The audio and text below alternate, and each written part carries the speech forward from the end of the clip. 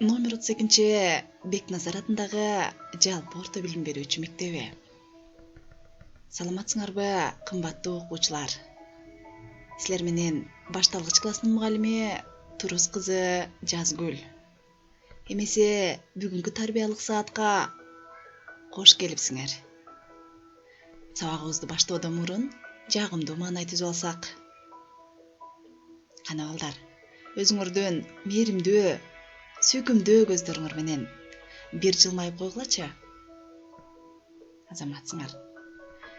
Эмесе бүгүнкү тарбиялык саатыбызга алтындай болгон эрежени кабыл алабыз. Кырдаалга жараша колубузду тез-тезден самындап жууп турабыз. Үйдөн чыкпайбыз. Телесабактарга активдүү катышабыз.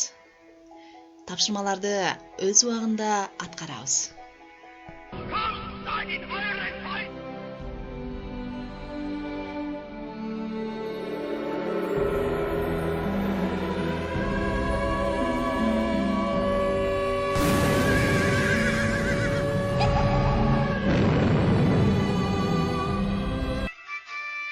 Атам сүйлөйт, могул токоч, таалай ушул, бул чындык.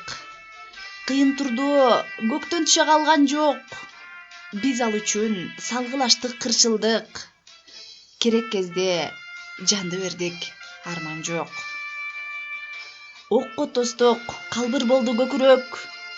Эмекинче кайрылбайбыз ал жакка. Бирок биздин даңкты кимдер өчүрөт. Өчпөс тарых болуп калдык тарыхта.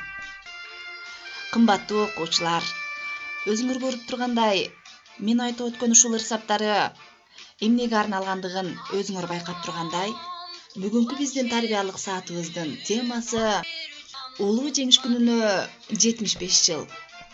Эмесе сабагыбыздын максаттары менен таанышып алсак. 9 май улуу жеңиш күнү жөнүндө түшүнүк аласыңар. Ой жүгүртүүңөр, кабыл алууңар, эске сактооңор өнүгөт. Согушка катышкан ардегер аталарды сыйлоого, урматтоого тарбияланасыңар. Балдар, силер билесиңерби, улуу жеңишти биз жыл сайын 9 майда белгилеп келебиз. Мына быйыл болсо 2020 жылдын 9 майында да улуу жеңиштин 75 жылдыгын белгилеген турабыз. Эмне себептен 1941 жылдан 1945 жылга чейинки согушту ата мекендик согуш деп атап коюшканын билесиңерби? Анткени бул жылдары Совет эли Германияга жана анын союздаштарына каршы ата мекенинин эркиндиги жана көз карандысыздыгы үчүн адилеттүү күрөшкөн. Ошол себептен улуу ата мекендик согуш деп атап коюшкан. 1941 жылдын 22-июнунда түнкү 3 саат 50 мүнөтүндө бүткүл союздук радионун диктору Игорь Борисович Левитан согуш башталганы жөнүндө кабар айтат. Германские вооруженные силы атаковали границы. Бул жылдары көптөгөн өлкөлөр чоң кыйроолорго учураган. Бул узакка созулган согуш биздин кыргыз элибиз үчүн да маанилүү окуялардын бири болуп калган. Бул оор жылдары кыргыз эли кандай эрдиктерди көрсөткөндүгү жөнүндөгү маалыматты кунт коюп угабыз. 9 май бир эле кыргыз эли үчүн эле эмес, жалпы Совет элдери үчүн улуу майрам. Анткени бул күнгө жетүү үчүн Совет эли 27 миллион адамдан ажыраган. Бул күн Совет элинин 4 жылга созулган эң кайгылуу улуу ата мекендик согушта жеңген күнү. Согуш учурунда кыргыз элинен аскерге 365 миңден ашык адам аттанган. Алардын 1000ге чукулу аялдар болгон. Биздин дагы кыргыз эли согуш жылдарында башынан оор күндөрдү өткөрүшкөн. Кыргызстандын жеңил өнөр жайлары советтик армияга көп сандагы кийим-кечелерди, миллиондогон банка консерваларды, кант, тамеки, дагы башка азык-түлүктөрдү жөнөтүп турушкан.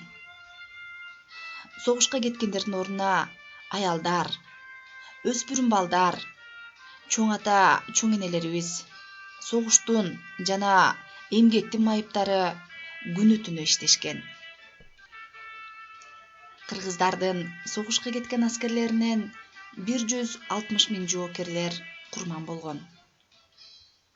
Биздин аскерлерибиз да жеңишке жетүү үчүн чоң эрдиктерди көрсөткөндүгү үчүн Кыргызстандын 150 миң жоокерлери орден медалдар менен сыйланышкан. 76 жоокерибиз Советтер Союзунун баатыры деген наамга ээ болушкан. Ал эми 29 жоокерибиз даңк ордени менен сыйланышкан. Карагылачу балдар, биздин кыргыз элибизде согуш учурунда кандай эрдиктерди көрсөтүшкөнүн, ошентип фашисттик Германияны жеңүүдө, тынчтыкты орнотууда биздин аскерлерибиздин жана тылдагы эмгекчилерибиздин да салымы зор. Бул тарых барактарына жазылып калган. Кыргыз элинин көптөгөн баатырлары журтумдун эртеңи деп канын төктү. Кээ бирлери дайынсыз жоголду. Согушта тайманбастык менен эрдик көрсөткөн баатыр аталарыбызды атап өтпөсөм болбос. Дайыр Асанов, Чолпунбай Түлөбердиев,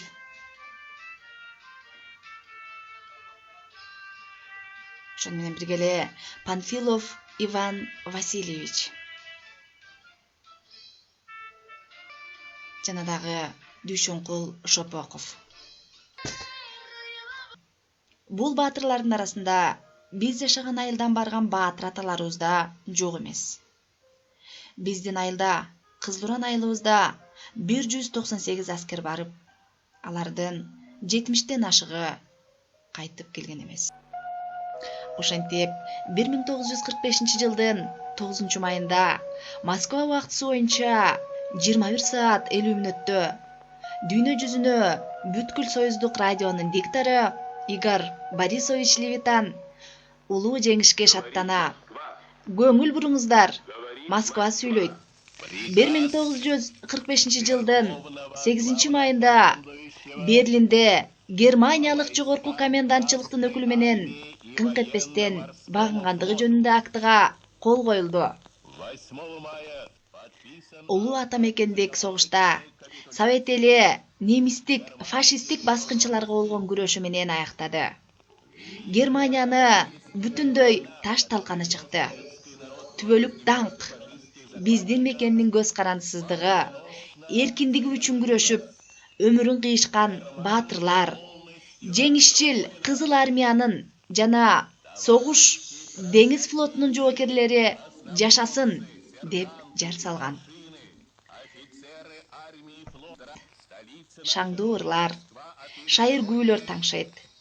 Ошентип советтик армияга кол кууш уруп, түбөлүккө баш ийди.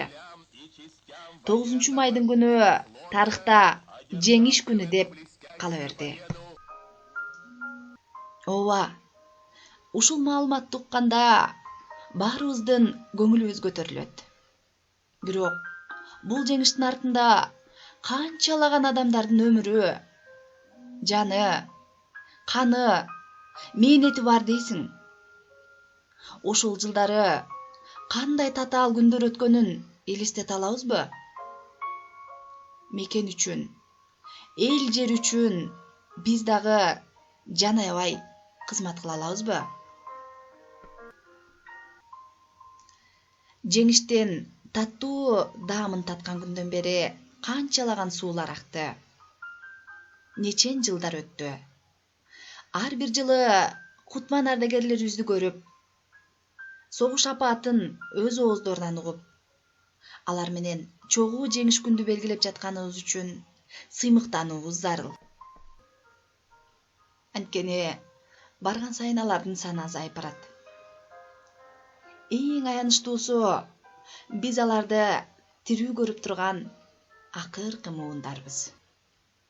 Биз согуштан кийин төрөлүп, анын запкысын тартпаганыбыз, гүлдөгөн эркин өлкөлөрдө жашаганыбыз үчүн башыбызды ийип таазим этебиз. Эмесе бүгүнкү тарбиялык саатыбыз соңуна келип жетти. Үйгө тапшырма жеңиш байрамына карата ыр саптарын жаттап келүү. Балдар, кийинки сабактан жолугушканча сак саламатта болгула.